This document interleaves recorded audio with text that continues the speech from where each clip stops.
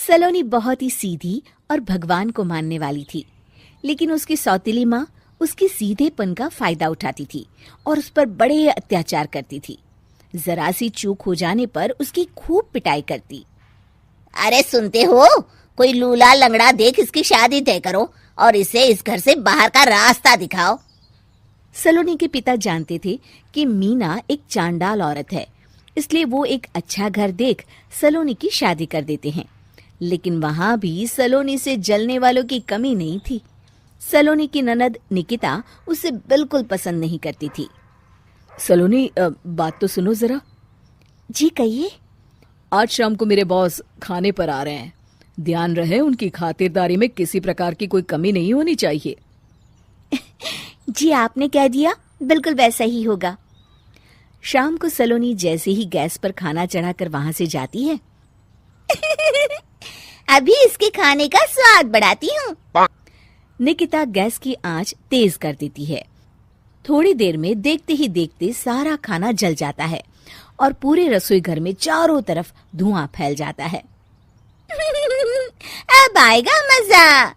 माँ जल्दी आओ, यहाँ देखो सलोनी ने किचन में आग लगा दी। अरे तेरा सत्यानाश हो, कल मुही तूने ये क्या कर दिया? सलोनी की सास उसे बहुत डांट फटकार लगाती है। तभी मोहन अपने बॉस के साथ घर में प्रवेश करता है। अरे भाई मोहन, ये क्या तुम्हारे घर का क्या हाल हो रखा है? लगता है खाना जल गया है। चलो खाने का प्रोग्राम कैंसिल करो, मैं अपने घर जाके खा लूंगा। सर दरअसल सर मुझे माफ कर दीजिए। अरे कोई बात नहीं, घरों में ये छोटी मोटी बातें होती रहती है। मैं समझ सकता हूँ, फिक्र मत करो, मैं नाराज नहीं हूँ और इस बात का तुम्हारे प्रमोशन पर भी कोई असर नहीं पड़ेगा। चलो अब चलता हूँ मैं। बॉस के जाते ही मोहन सलोनी पर भड़क उठता है और उसे खूब खरी खोटी सुनाता है। भगवान, मेरी माँ तो कहती थी कि अच्छे लोगों के साथ हमेशा अच्छा होता है, फिर मेरे साथ ही बुरा क्यों होता है? आखिर मेरी गलती क्या है?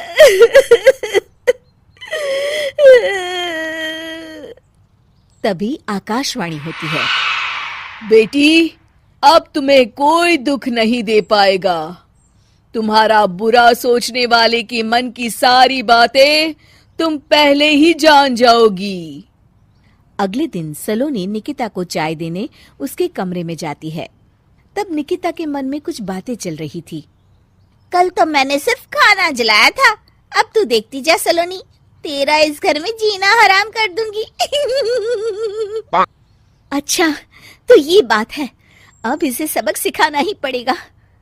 कुछ दिनों के बाद, सलोनी, मेरे कपड़े जल्दी से प्रेस कर दो, ऑफिस के लिए देर हो रही है। सलोनी मोहन के कपड़ों के पास प्रेस गर्म होने के लिए रख देती है और अपने कमरे में चली जाती है। तभी हॉल में निकिता आती है। सलोनी चुपके से उसे देख रही होती है। आज अगर मैंने ये कपड़े जला दिए तब तो पक्का मेरा भाई इस सलोनी की बच्ची को धक्के मार के घर से बाहर निकाल देगा।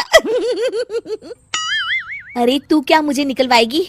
महादेव है मेरे साथ। ठहर जा निकिता, आज तो तेरी खैर नहीं।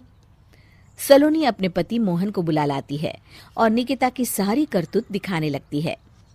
निकिता गर्म प्रेस मोहन के कपड़ों पर रखकर अपने कमरे में चली जाती है। मेरी बहन इतनी बड़ी चालबाज निकलेगी, मैंने तो सोचा ही नहीं था। मुझे माफ कर दो सलोनी, मैं तुम्हें गलत समझ रहा था। मोहन निकिता को बुलाकर उसे खूब डांट फटकार लगाता है। उस दिन के बाद से सलोनी की जिंदगी पूरी तरह बदल जाती है। सलोनी हर किसी के मन की बात सुन लेती थी। दूसरी तरफ निकिता का कोई भी दांव सलोनी पर नहीं चलता था और आखिरकार वो भी सलोनी के आगे घुटने टेक देती है। फिर एक दिन सलोनी की सास की सहेली ममता अपनी बहू कविता के साथ वहां आती है। कविता मन ही मन कहती है, अरे ये बुढ़िया पागल है जो मुझे यहाँ लेके आ गई।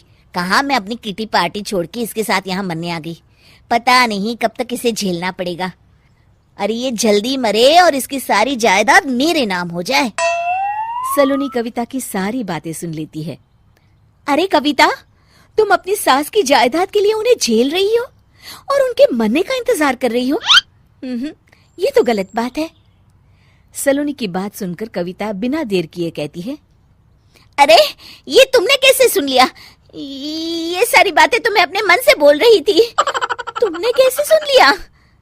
बस फिर क्या था, ये सुनते ही कविता के बगल में बैठी उसकी सास उसकी चोटी पकड़ लेती है। क्यों रे कलमुही, तू मेरे बारे में ये सब सोचती है?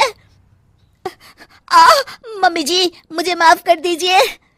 बड़ी आई मेरी जायदाद लेने वाली, मैं आज ही अपने वकील को बुलाकर सब कुछ छोटी बहू के नाम कर देती हूँ। चल घर चल, आज तेरी अच्छी खबर लेते हूँ। इस तरह सलोनी लोगों के मन की बातें सुन लेती थी, लेकिन धीरे धीरे सलोनी को एहसास होता है कि उसके आसपास के सारे लोग एक दिखावे की जिंदगी जीते हैं और सब एक दूसरे के बारे में बुरा ही सोचते हैं। हे भगवान, दुनिया में कैसे लोग हैं? सबके मन छल कपट से भरे हैं। मैं तो लोगों के मन की बातें सुन सुनकर तंग आ चुकी हूँ। मैं अपनी जिंदगी में अब बहुत खुश हूँ। अब आप मुझसे ये शक्ति वापस ले लीजिए भगवान। इस तरह भगवान सलोनी को दी हुई शक्ति वापस ले लेते हैं और सलोनी एक आम जिंदगी जीने लगती है।